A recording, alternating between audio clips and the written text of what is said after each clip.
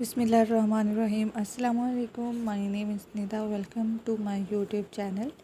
Today we will discuss about zakat, the topic of ibadat, arkan Islam. तो ज़कात में हम सबसे पहले ज़कात का तारुफ़, इसकी अहमियत और फ़जीलत के बारे में बात करते हैं कि सूरह बकरा की आयत नंबर है 277, जिसका तर्जुमा है बेशक जो लोग ईमान लाई और इन्होंने नेक अमाल किए और नमाज कायम रखी और ज़कात देते रहे, उनके लिए उनके रब के पास उनका अजर है और उन पर आखिरत में ना कोई खौफ होगा और ना वो रंजीदा होंगे। जो लफ्ज़ ज़कात तज़किया से मख़ूज़ है, जिसके मानी सुथराई और पाकीज़गी के हैं। इस्लाम में ज़कात से मुराद माल में वो मुकर्ररा हिस्सा देना जो मालदार साहिब निसाब अपने माल पर एक साल गुजरने के बाद अल्लाह की रज़ा के लिए ज़कात अदा करने से बज़ाहिर माल में कमी वाक़या होती है, लेकिन हकीकतन इसमें बरकत होती है। जिस तरह नमाज जिस्मानी इबादत है, इसी तरह ज़कात माली इबादत है। मकासद ज़कात की हम बात करते हैं कि ज़कात के मकासद क्या हैं। सबसे पहले बात करते हैं तज़किया नफ्स की। ज़कात देने वाला दुनिया के हर सो लालच से पाक हो जाता है और ज़कात के लिए ज़रूरी है कि वो पाक माल में से दी जाए। उसके पीछे अल्लाह ताला की खुशनुदी का जो जज्बा हो ज़कात में जो चीज़ भी दी जाए वो उम्दा किस्म की होनी चाहिए। ये नहीं है कि कुछ घर में पड़ा हुआ है, कोई पुराना है, कुछ नाकाबिले इस्तेमाल है, वो हम निकाल कर दे दें तो वो ज़कात नहीं होगी। ज़कात वो होती है जो किसी के काम आए। तो इससे तज़किया नफ्स होता है, यानी बची हुई चीज़ को हम ज़कात में नहीं दे सकते। ज़कात से इंसान में तज़किया नफ्स आता है, इंसान पाकीज़गी की तरफ जाता है, अल्लाह के का कुर्ब हासिल करता है। उसके बाद हम बात करते हैं अमदाद बाहमी और गरीबों की कफ़ालत। ज़कात का मकसद ज़कात के हक़दार अफराद की मदद करना है। कुरान ने ज़कात को खाते पीते अफराद की दौलत में गरीबों का हिस्सा करार दिया है। मोमिन वो नहीं जो सैर होकर खाए, इसका पड़ोसी भूखा हो, यानी कि सैर होकर खाए, यानी कि वो खुद तो पेट भर के खाना खा ले लेकिन उसका पड़ोसी जो है वो भूखा सोए, तो वो मोमिन नहीं होगा। ये हदीस मुबारका है। जो दीन बंदे की भूख प्यास को खुद अल्लाह की भूख प्यास से ताबीर करता है, उसके यहाँ गरीबों और नादारों की हाजत कोई मामूली अहमियत की चीज़ नहीं है। माल को जमा करने की ममानियत फरमाई गई है, यानी कि गरीबों का हिस्सा लाजमी माल में अल्लाह ताला ने करार दिया है कि वो रखना ही है गरीबों के लिए, जिसे अल्लाह ताला ने तौफीक दी हो। अब अरशाद बारी ताला अगर सूरह तौबा की हम आयत नंबर 34 का तर्जुमा देखें तो वो है कि ऐ ईमान वालों, बेशक अक्सर उल्मा और दरवेश लोगों के माल नाहक खाते हैं और अल्लाह की राह से रोकते हैं। ठीक है, यानी कि वो अपनी तिजोरियों को नाहक भरते रहते हैं। और जो लोग सोना और चांदी का ज़ख़ीरा करते हैं और उसे अल्लाह की राह में ख़र्च नहीं करते तो इन्हें दर्दनाक अज़ाब की खबर सुना दे। अस्तग़फ़िरुल्लाह। उसके बाद है निसाब ज़कात। साढ़े 7 तोले सोना या साढ़े 52 तोले चांदी, यानी कि सोने और चांदी पे इतनी ज़कात बनती है, या इतनी रकम जिस पर साल गुजरे। ज़रूरत की चीज़ों पर ज़कात नहीं होती, यानी कि जो हम रोज़मर्रा की चीज़ें इस्तेमाल करते हैं उन पर नहीं होती। अभी में जो समझने वाली बात है वो ये है कि हम किसी को ज़कात देकर उस पर एहसान नहीं करते कोई, कि हमने तुम्हें ज़कात दी तो ये उस पर कोई एहसान नहीं होगा। ये हमारे ऊपर वाजिब है, हम पर फ़र्ज़ है कि अगर अल्लाह ताला ने हमें इतनी इस्तिताअत दी है तो हम गरीबों की मदद करें, जिससे कि उनकी कुछ ना कुछ तो ज़रूरत पूरी हो ही जाए जो हम उनको देते हैं ज़कात के तौर। तो उसके बाद हम बात करते हैं मसारफ़ ज़कात की, कि मसारफ़ ज़कात कितने हैं, यानी कि ज़कात के हक़दार कितने हैं, ज़कात हम किन किन लोगों को दे सकते हैं। कुरान पाक की रोशनी में मसारफ़ ज़कात 8 हैं। सबसे पहले नंबर आता है फ़ुकरा, गरीब लोग, तंग दस्ती में ज़िंदगी बसर करते हुए लेकिन किसी से मांगते ना हो, किसी के सामने हाथ ना फैलाते हो। मसाकीन, ऐसे लोग जिनके पास अपने तन की ज़रूरियात के लिए भी कुछ ना हो। कारकुनाने ज़कात, जिन्हें हुकूमत ने ज़कात वसूल करने के लिए तैनात किया है, इनके लिए आमिलीन का लफ्ज़ इस्तेमाल किया गया है। बाज़ होते हैं जिनको आमिलीन का नहीं पता होता, तो वो हैं जिनके लिए जो हुकूमत की तरफ से जिनको ज़कात मिलती है, हुकूमत उनका सारा डेटा रखती है, या वो खुद अप्लाई करते हैं कि हमारा कमाने वाला कोई देने वाला नहीं है, तो उनके लिए। मौलफ़ातुल क़ुलूब, इनसे मुराद وہ لوگ ہیں جنہیں اسلام کی حمایت کے لیے اسلام کی مخالفت روکنے کے لیے روپیہ دینے کی ضرورت پیش آئے، اور ایسے نو مسلم جو اپنی قوم کو چھوڑ کر روزگار کھو بیٹھیں۔ غلامی سے رہائی دلانے کے لیے بھی زکوٰۃ کی رقم استعمال کی جاتی ہے۔ قرض دار، جس شخص پر اتنا قرضہ ہو کہ ادائیگی قرض کے بعد اس کے پاس نصاب سے کم بچے، تباہ حال مقروض کو قرض سے رہائی دلانے کے لیے بھی زکوٰۃ دی جا سکتی ہے۔ فی سبیل اللہ، تمام نیک کام، لیکن خصوصی طور پر دین حق کا علم بلند کرنے کی جدوجہد میں خرچ کرنا اس میں شامل ہے۔ اور اس کے بعد ہے مسافر۔ ضرورت مند مسافروں پر زکوٰۃ کی رقم خرچ کی جا سکتی ہے، ان کے علاوہ کسی اور کو زکوٰۃ دینا جائز نہیں ہے۔ مسافر جیسے کہ اگر کوئی سفر کے دوران جا رہا ہو، اس کا سامان کھو گیا ہو تو اس کے پاس دینے کے لیے پیسے نہ ہوں، کرایہ نہ ہو، تو اس کے لیے آپ یہ زکوٰۃ استعمال کر سکتے ہو۔ تو اس کے بعد ہمارا جو نیکسٹ ٹاپک آئے گا، نیکسٹ ہمارا جو پوائنٹ ہے اس کو ہم ڈسکس کرتے ہیں زکوٰۃ کی ادائیگی۔ اب زکوٰۃ کی ادائیگی میں نے چیزوں کے نام لکھ لیے ہیں، تو ان کو آگے میں اب ڈسکس کروں گی۔ ڈیٹیل سے نہیں لکھا، ڈیٹیل سے میں آپ کو بتاؤں گی، لیکن لکھا نہیں ہے۔ تو زکوٰۃ کی ادائیگی کے اصول کی اگر ہم بات کریں تو مال میں سے 2.5% سالانہ زکوٰۃ کی ادائیگی کا اصول ہے کہ 2.5% مال میں سے ہو، وہ لوگ جو کہ اس قابل ہو کہ زکوٰۃ دے سکتے ہوں۔ اب وہ دیہڑی دار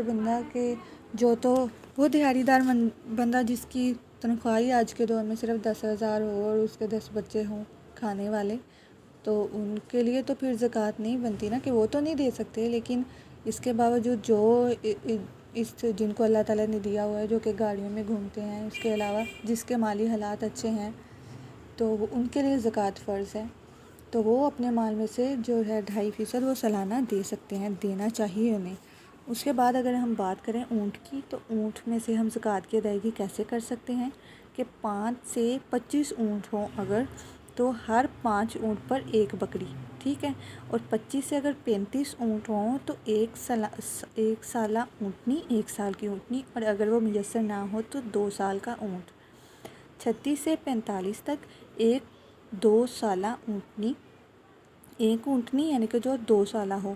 46 سے 60 تک یعنی کہ ایک 3 سال کی اونٹنی۔ 61 سے 75 تک ایک 4 سال کی اونٹنی۔ 76 سے 90 تک 2 سال کی 2 اونٹنیاں، ٹھیک ہے۔ یہ اونٹ کے بارے میں یہ۔ اس کے بعد ہے 91 سے اگر 120 تک ہو تو پھر ہم 2-3 سالہ اونٹنیاں دیں گے، یعنی کہ 2 اونٹنیاں دیں گے 3 سال کی۔ 120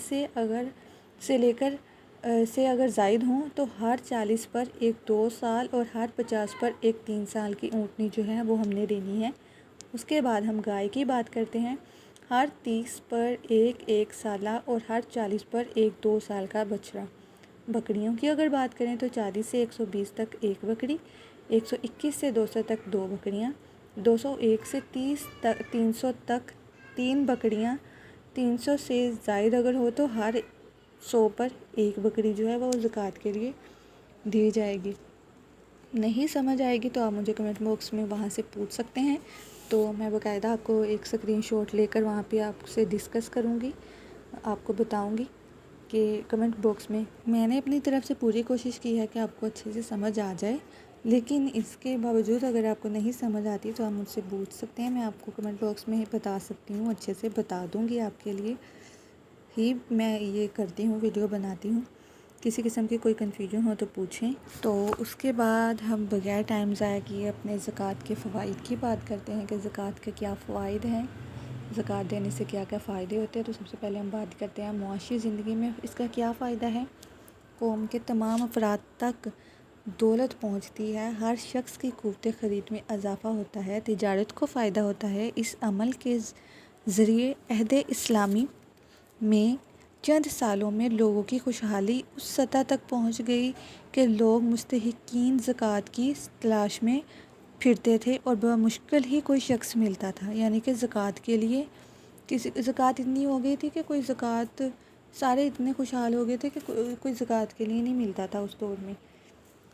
اس طرح اسلام سرمایہ دارانہ ذہن کے خلاف سود کو ختم کرتا ہے اور زکوٰۃ و صدقات سے دولت بڑھتی ہے۔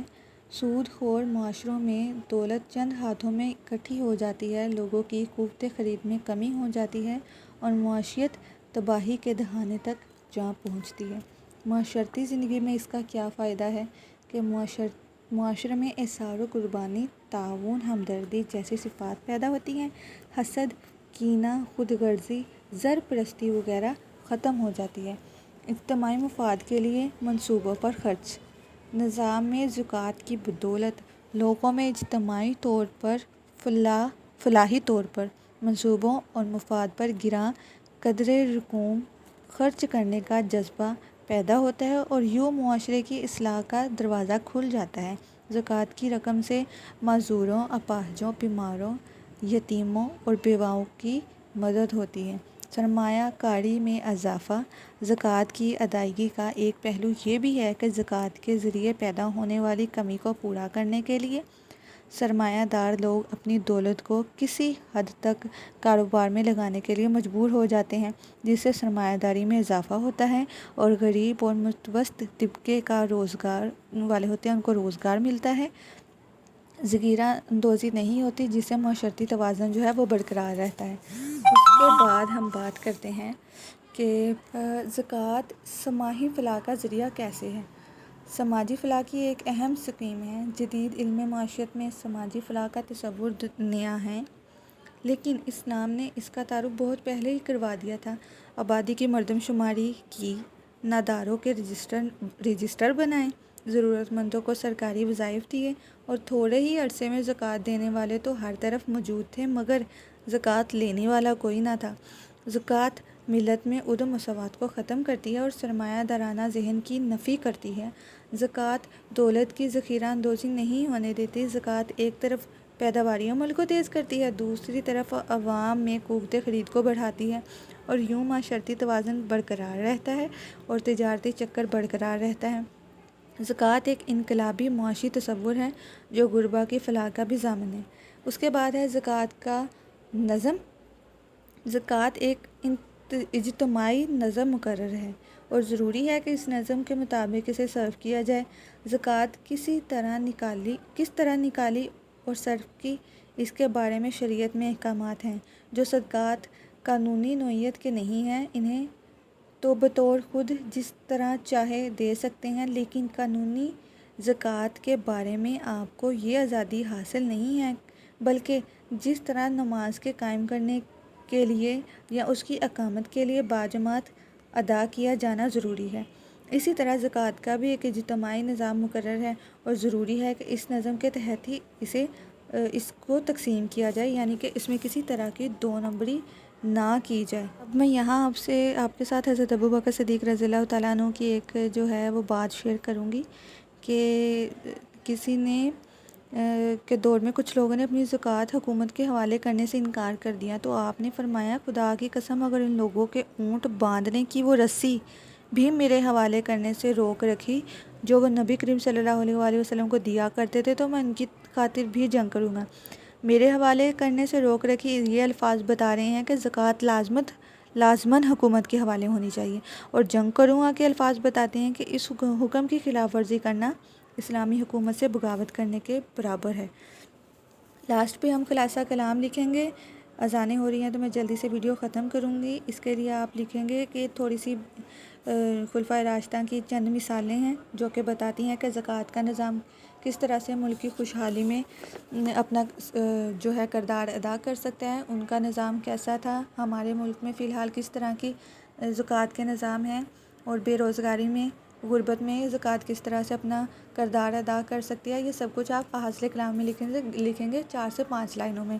اس کے بعد میں لاسٹ پہ آپ سے کہنا چاہتی ہوں کہ اگر کسی قسم کی آپ کو کوئی بھی ڈیفیکلٹی ہے، کوئی بھی مشکل ہے تو مجھ سے کمنٹ باکس میں پوچھیں۔ اس ویڈیو کو لائک کریں، سبسکرائب کریں، اور تب تک کے لیے جب تک میری نئی ویڈیو نہیں آ جاتی اپنا بہت سا خیال رکھیں، سدا خوش رہیں، آباد رہیں۔ خدا حافظ۔